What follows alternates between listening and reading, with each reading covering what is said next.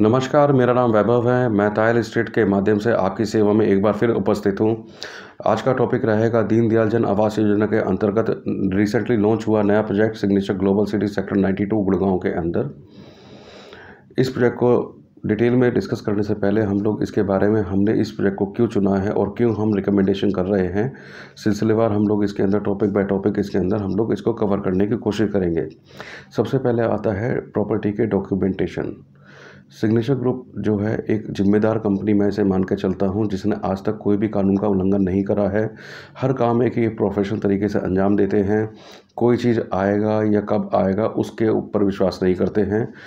सभी चीज़ें ये प्रॉपर तरीके से लॉन्च करने में विश्वास करते हैं।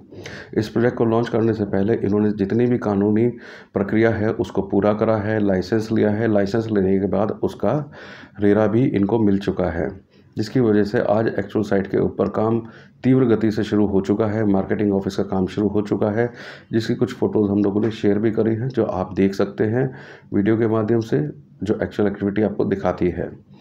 टोटल प्रोजेक्ट लैंड 25 एकड़ के अंदर है, लेकिन अभी फ़ेज़ 1 के अंदर मात्र 300 फ्लोर्स ही लॉन्च किए गए हैं।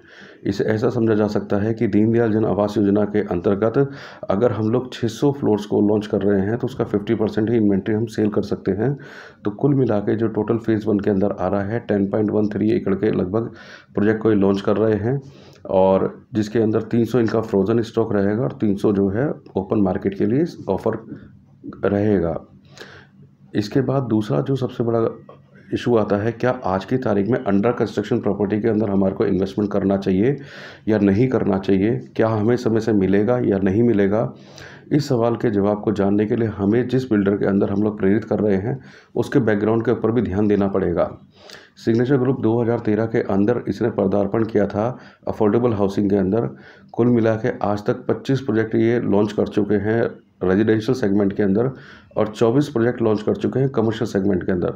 तो आज तक की तारीख के अंदर कुल मिला के ये 49 प्रोजेक्ट्स लॉन्च कर चुके हैं, जिसमें 6 प्रोजेक्ट ये रेजिडेंशियल के डिलीवर कर चुके हैं और लगभग इतने ही प्रोजेक्ट कमर्शियल के अंदर डिलीवर कर चुके हैं।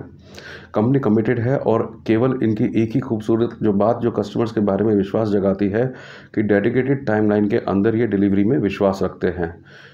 जैसा कि पहला भी मैंने कहा कि कंपनी हाईली प्रोफेशनल है, कोई कानून का उल्लंघन नहीं करना चाहती है, पास ट्रैक रिकॉर्ड पूरा है और सभी कानूनी प्रक्रिया निकली हुई है। तो हमारा इसमें किया गया निवेश पूर्णतः सुरक्षित है।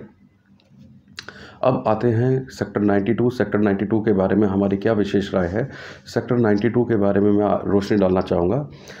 सबसे पहले सेक्टर 92 अपने आप में एक पूर्ण विकसित सेक्टर है, जिसके अंदर 50% से ज़्यादा डीएलएफ के प्लॉट्स इसके अंदर आए हुए हैं।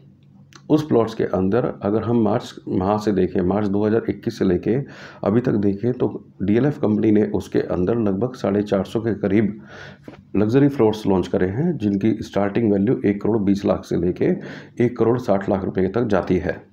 वहीं कंपनी का अभी तीसरा फेज़ लेके आने का इरादा है, जिसके अंदर बड़े प्लॉट्स कंपनी का लॉन्च करने का इरादा है 360 गज से लेके 500 गज के अंदर, जो कुल मिला के इशारा करता है कि आने वाले समय के अंदर यहाँ पर हमें 2 करोड़ के आसपास के फ्लोर्स भी इसी सेम सेक्टर के अंदर लॉन्च होते हुए अगले 1 से 1.5 महीने के अंदर सुनाई देंगे।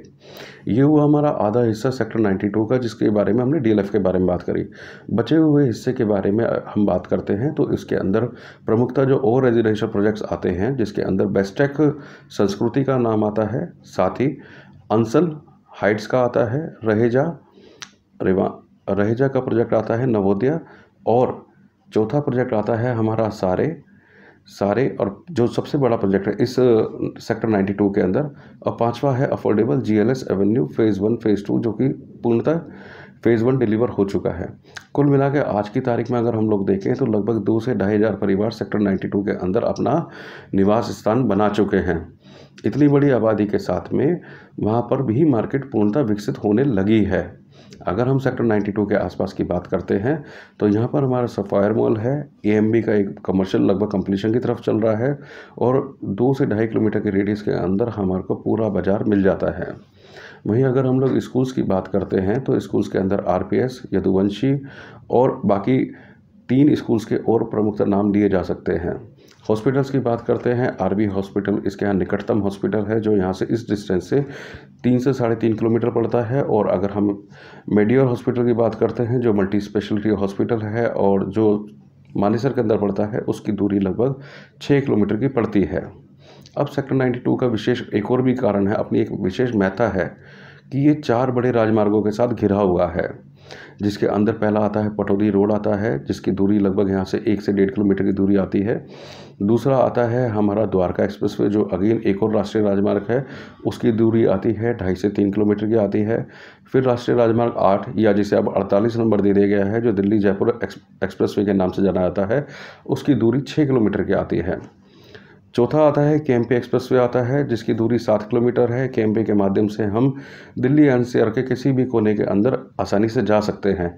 वहीं द्वारका एक्सप्रेसवे हमारे को स्पीडी कनेक्टिविटी एयरपोर्ट से देता है, या दिल्ली द्वारका किसी भी कोने में हम लोग जा सकते हैं।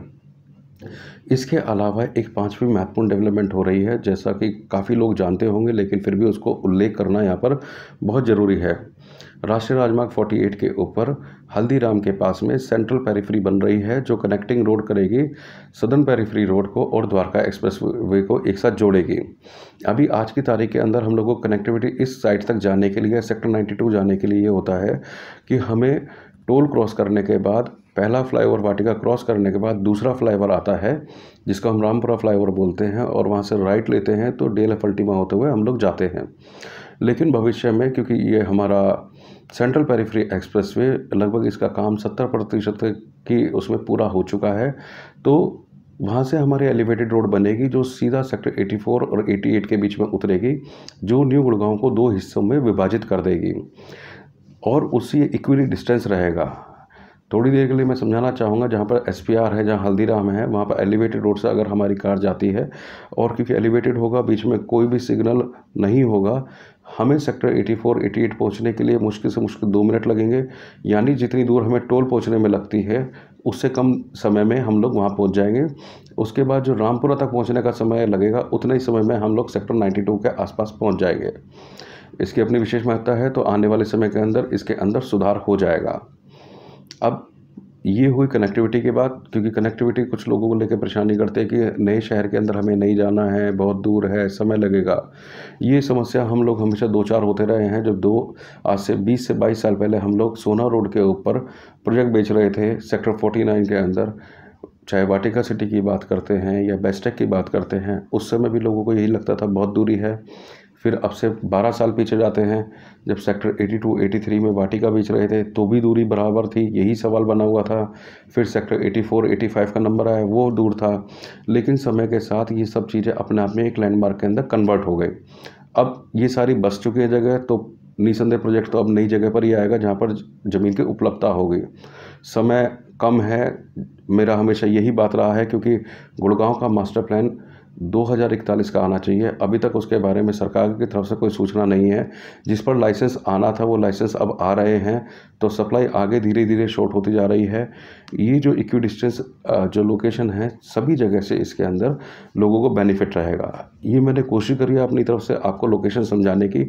बाकी अनुरोध करूँगा, जब आप फिज़िकल तरीके से साइट पर आएंगे, तो हमारी टीम वहाँ पूरी आपको तत्पर रहेगी इस चीज़ को और समझाने के बारे में। तीसरी चीज़ आती है, अब कंपनी ने इसके बारे में क्या लॉन्च करा है। कंपनी इसके अंदर 2 प्रकार के कॉन्फ़िगरेशन लेके आ रही है, जिसको हम लोग टाइप ए और टाइप बी कंपनी ने रखा है। टाइप ए के अंदर 3 बेडरूम 2 टॉयलेट का कॉन्फ़िगरेशन रखा गया है, वहीं टाइप बी के अंदर 2 बेडरूम 2 टॉयलेट रखा गया है। कंपनी ने इसके अंदर बेसमेंट, ग्राउंड और प्लस 4 स्टोरी बनाए हैं, जिसके अंदर लिफ्ट दी गई है और बाकी गेटेड कम्युनिटी बनाकर रखी गई है। जैसा कि विदित है, इसके अंदर कंपनी ने प्राप्त पिछले फीडबैक के अनुसार इसमें कुछ तब्दीली करी है। तब्दीली के अंदर करा गया है कि बेसमेंट के अंदर फर्स्ट, सेकंड, थर्ड वालों को इक्वल राइट दिया गया है, जिसके अंदर फुल्ली फर्निश्ड ये ऑफिस स्पेस 3 बना के देंगे। साथ में एक छोटा सा रिसेप्शन एरिया या वेटिंग एरिया भी बना के दे रहे हैं। ये हुआ बेसमेंट के बाद। स्ट्रीट पे हमारी 4 कार पार्किंग है। अब 4th फ्लोर वालों को जो ऊपर कॉमन एमिनिटीज़ के बाद जहाँ पर हमारे वाटर टैंक्स रखे होंगे, उस एरिया को छोड़ के जितना भी एरिया बचेगा, वो एरिया 4th फ्लोर के पास एक्सक्लूसिव राइट रहेगा, जो लगभग 650 से 750 फुट के करीब बनता है, जिसे वो अपनी इच्छा अनुसार तब्दील कर सकते हैं। किसी प्रकार का कोई छोटा लोन, गैज़ीबो वगैरह उसमें डेवलप कर सकते हैं। इसी सोसाइटी के अंदर हमारा क्लब भी होगा, कमर्शियल्स भी होंगे, एक फुल्ली इंटीग्रेटेड टाउनशिप इसको बोलते हैं वो होगा। अब इसके अंदर अगर हम लोग बात करते हैं साइज़ क्या दे रहे हैं, तो बताना चाहूँगा 3 बेडरूम 2 टॉयलेट के अंदर जो टाइप ए है, इसके अंदर कंपनी ने साइज़ जो रखा है 1090 स्क्वायर फीट रखा है। साथ ही इसके अंदर ऑफिस स्पेस का जो एरिया रखा है लगभग 300 स्क्वायर फीट के करीब रखा है। कुल मिला के हमारे को 1400 square feet first second third floor के साथ मिल रहा है। वहीं अगर हम लोग बात करते हैं 2 बेडरूम 2 टॉयलेट के साथ बात करते हैं, तो उसके अंदर हमारे को 960 स्क्वायर फीट एरिया और 240 स्क्वायर फीट एरिया के करीब हमारे को ऑफिस स्पेस मिलता है। तो कुल मिला के ये भी हमारे पास जो एरिया आता है 1200 स्क्वायर फीट के करीब होता है। और इसके अगर टॉप फ्लोर की बात करते हैं तो उसमें 733 स्क्वायर फीट की हम लोगों को छत दी गई है। तो ये बाकी सारी सूचना आपको हमारी वेबसाइट के ऊपर मिल जाएगी, जिसका लिंक नीचे दिया गया है, और हमारी टीम भी तत्पर है इसके बारे में जानकारी देने के लिए। अब इसके बाद आता है कि हमारे को इसमें निवेश के लिए कब और कैसे करना है। मैं आप लोगों का अनुरोध करना चाहूँगा, क्योंकि मकान लेने के लिए हम लोग कई बार चूक करते हैं, इसको सेकंड प्रायोरिटी पर रखते हैं या अपना समय नहीं मिल पाता है अदर कमिटमेंट्स की वजह से। लेकिन हम किसी भी प्रोजेक्ट के अंदर देखते हैं उसमें कुछ यूनिट्स ऐसी भी होती हैं जो बेहतर डिमांड में होती हैं, और वो तभी हम लोग बुक कर पाते हैं अगर हम लोग उसमें अर्ली मूवर होते हैं या जल्दी हम आके विज़िट करके अपने पास सोचने का टाइम ले सकते हैं। इसके अंदर कुछ ऐसी बेल्ट्स हैं अभी इस प्रोजेक्ट के अंदर जिसमें 2 तरफ रोड लगती हैं। तो इसका मतलब मेरा क्लियर आपका इंडिकेशन है कि जिसमें 2 तरफ रोड लग रही हैं तो उसमें कार पार्किंग की समस्या लगभग ख़त्म सी हो जाती है, क्योंकि दूसरी तरफ से कार अपने आप आगे की तरफ से निकल जाएगी और पीछे वाली कार पीछे की तरफ से निकल जाएगी। तो इशारा काफ़ी है समझने के लिए, आप इसको देख सकते हैं। इसमें एक इच्छा अनुसार आपको अच्छी इन्वेंट्री मिल सकती है। कॉर्नर की इन्वेंट्री भी अवेलेबल है, क्योंकि प्रोजेक्ट अभी परसों से ही लॉन्च हुआ है। एक्चुअल साइट्स के ऊपर काम शुरू हो चुका है। कुछ फ़ोटोज़ और कुछ वीडियोज़ हम लोगों ने आपको शेयर करे हैं, जो आपको इस वीडियो के अंत में मिल जाएंगे। ये चीज़ आप देख सकते हैं। साथ ही कुछ इसके ऊपर कंपनी ने इनॉग्रेटर डिस्काउंट्स रखे हैं। हमारी टीम साइट के ऊपर अवेलेबल है, जो आपको पूरी मदद करेगी। हमारे सेल्स हेड जो हैं मिस्टर नेगी हैं, लक्ष्मण हैं, पायल हैं, और साथ में हमारे अनिल हैं। ये पूरी तत्परता से आपको पूरा प्रोजेक्ट डिस्क्राइब कर देंगे। लोकेशन पर आप आइए, विचार कीजिए, प्रो एंड कॉन्स पूछिए। हमारी पूरी टीम, क्योंकि पिछले 15 साल पुरानी तत्पर टीम है, मिस्टर नेगी को बहुत लंबा समय अनुभव है, वो आपको पूरी मदद करेंगे एक अच्छा निर्णय लेने के बारे में। मैं आज के टॉपिक को यहीं समाप्त करता हूं। आपको कोई भी सवाल जवाब आते हैं आप तुरंत बेझिझक हमसे पूछ सकते हैं। मेरा खुद का पर्सनल व्हाट्सएप नंबर है 9899124305, या आप कमेंट बॉक्स में हमारे को सीधा सूचना दे सकते हैं। धन्यवाद, नमस्कार।